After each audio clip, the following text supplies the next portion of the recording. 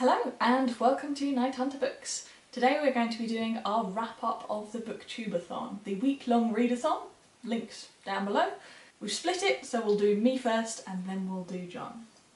So I'm going to go through day by day and then we'll do a sum up at the end. So my readathon started pretty well. I finished this book in the first 3 days of the readathon, Girl with All the Gifts by M R Carey. So this was 461 pages in the first 3 days. I really enjoyed this book. I'm not going to say too much about the plot because spoilers, but I did really love some of the relationships in here. There's a kind of pseudo-parent-child relationship and the characters were all really well drawn, especially some of the female characters who I found very believable and kind of not stereotypical at all. And it was gripping, kind of a thriller, so that's what you expect, but it was really good at it. So this completes the challenges of Person on the Cover, not sure it was the one I was intending, and the Hyped Book.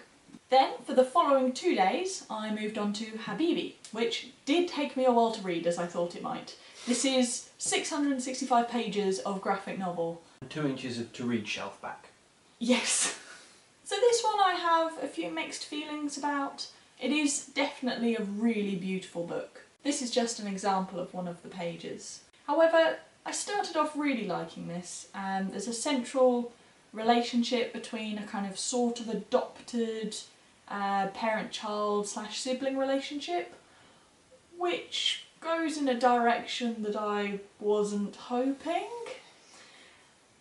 There's also lots of nudity of the main female character, lots of boobs. There's also quite a few rape scenes, well that's pretty much the whole book. It's not really dealt with in an interesting way, or the character not acknowledged. No, it's just part of life. One thing I did like is that a whole part of this story is actually telling smaller stories from the Quran and the Bible, which is actually really interesting. And that's where the artwork really works well. And, I definitely felt like I learnt a bit about the Quran.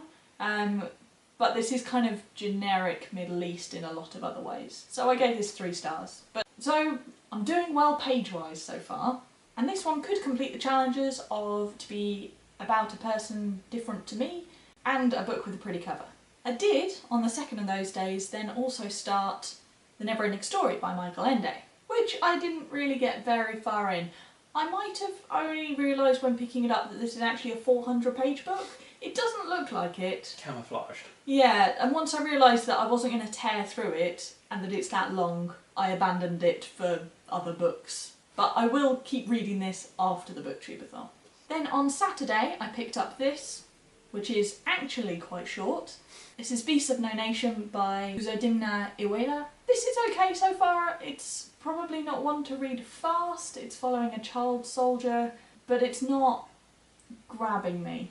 And I think I have this problem with child narrators a lot of the time. So I should probably stop reading books like this. But unfortunately I didn't finish this, even though I have less than 100 pages left.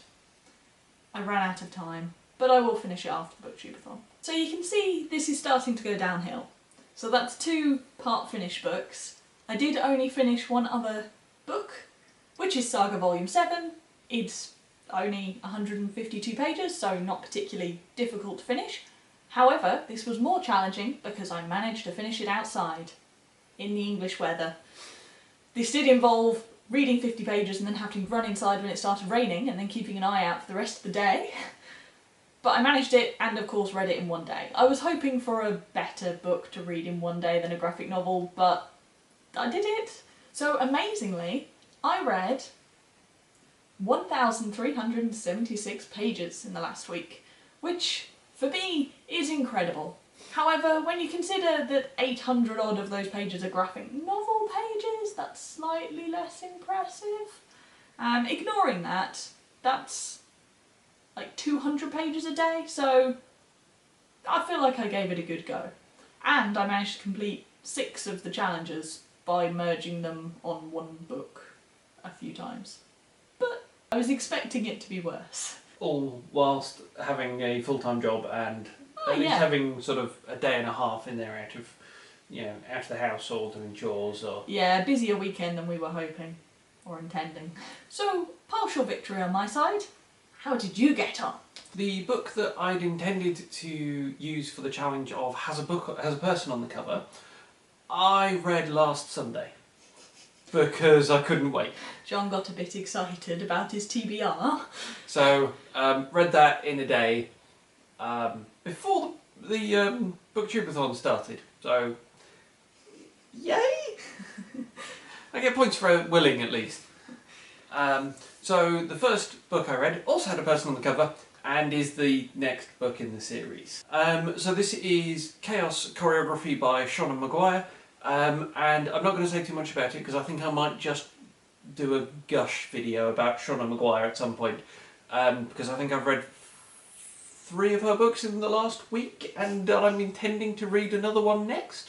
So my next book is The Refrigerator Monologues by Catheryn Valente, which I've not seen a lot of people mention on BookTube, and it's absolutely brilliant. It's an interlocking series of short stories told from the point of view of women in a superhero universe that have been variously assaulted, had their powers taken away from them, been killed to motivate their male counterparts, and have all ended up in Dead Town. And they're pretty pissed about it. Cat has created an entire universe of superheroes that are nonetheless recognisable and gets you to feel for all these people in a relatively short number of pages. And I read this in one day. My next book is The Regional Office is Under Attack by Manuel Gonzales, which was a cover by. Not the prettiest of covers, but definitely eye-catching. The structure of this book is quite literary, but the setting is very genre. So it does interesting things with the timeline and what you get to find out about the characters when, but reminds me of nothing so much as Tom Holt. Kind of the idea of mixing kind of bureaucratic workday, you know, who knows how the office stapler works and how to order more toner for the photocopier, with superpowers and robots. That was quite good fun. And this I read on the Wednesday and Thursday. My hyped book is the next Seanan Maguire in the pile, which is Down Among the Sticks and Bones, which is a standalone novel in the same universe as Every Heart a Doorway. Oh, I thought it was a series. Okay. Timeline-wise, it's a prequel. However, they both work entirely as standalones. However, having read them in publication order, I now really want to reread Every Heart a Doorway because it explores the history and some of the relationships of 2 of the most interesting characters in Every Heart a Doorway, who aren't point of view characters there. Jack and Jill, who go through a portal to a dark horror universe, the Moors. And this was my hyped book for the week.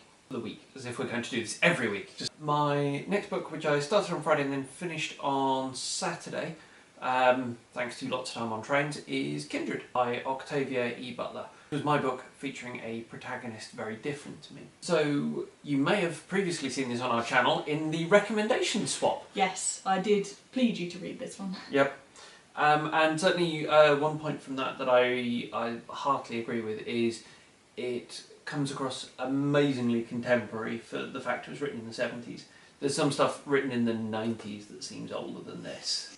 So this features an African-American woman from 1976 who time travel or gets pulled back in time repeatedly, seemingly to save a somewhat accident-prone, idiotic, white, slave-owning young boy. At other time, I'd have powered through this in one go. It's very fast-moving and really gripping as you sort of follow this woman along through her quite dangerous adventures. So this is the 3rd of these books I managed to finish in a day, but this one I managed to read entirely outside, dodging the raindrops. This is Amulet Volume 2 by Kazu Kabushi, and this is the continuing adventures of 2 young kids in a dark underworld that appears to be in their granddad's basement. And I'll certainly continue on with the rest of the series, which is lucky because I think we already own Volume 3. My next book is a not finished yet. Managed to read 54 pages of Joe Walton's My Real Children, which I will wrap up later in the month, but I'm enjoying so far. I certainly would have enjoyed it more than cleaning out under the stairs. So your statistics, should I just tell you? Yep, go on then. Okay, so you read 1,652 pages, of which 1,433 were non-graphic novel, unlike my week, which averages out to 236 pages a day. And that's 6 of the challenges completed. The only one you didn't complete was read 7 books. Yeah, not bad going. No. First BookTubeAthon. I might go for longer books next time. So I think we've both had a pretty good go of it. Let us know if you joined in, how you got on. Thank you for watching. I'll see you again soon.